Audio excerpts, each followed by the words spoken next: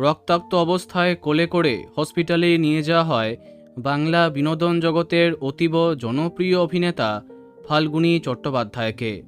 Hospital থেকে খারাপ খবরটা পেয়ে ছুটে যান তার ছেলে আবির এবং পরিবার।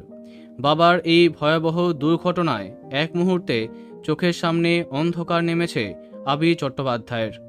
সোমবার সৃজিত মুখোপাধ্যায়ের সত্যি বলে সত্যি কিছু নেই ছবির শুটিং করছিলেন ফাল্গুনী চট্টোপাধ্যায়। শুটিংয়ের প্রথম দিনই ভয়ঙ্কর দুর্ঘটনার কবলে বর্ষিয়ান অভিনেতা। তারপর আচমকাই ভেঙে পড়ে কাঁচ, সারা শরীর রক্তাক্ত, জামা ভিজে রক্ত বইছিল। তড়িঘড়ি তাকে নিয়ে যাওয়া হয় কাছের হসপিটালে। বাংলা থিয়েটার এবং সিনেমার অতীব জনপ্রিয় মুখ ফাল্গুনী চট্টোপাধ্যায়। সম্প্রতি বিভিন্ন ধারাবাহিকেও বেশ জনপ্রিয় চরিত্রে তাকে কাজ করতে দেখেছে দর্শক। তার আরও একটি পরিচয়, তিনি অভিনেতা আবির চট্টোপাধ্যায়ের বাবা।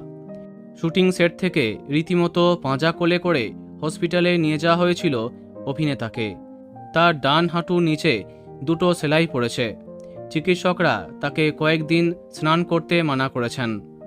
আগের থেকে কিছুটা ভালো আছেন বলে জানা যাচ্ছে, তবে শরীর থেকে অনেকটা রক্ত বেরিয়ে যাওয়াতে দুর্বল অভিনেতা। বাবার এমন অবস্থায় ভেঙে পড়েছিলেন আবির।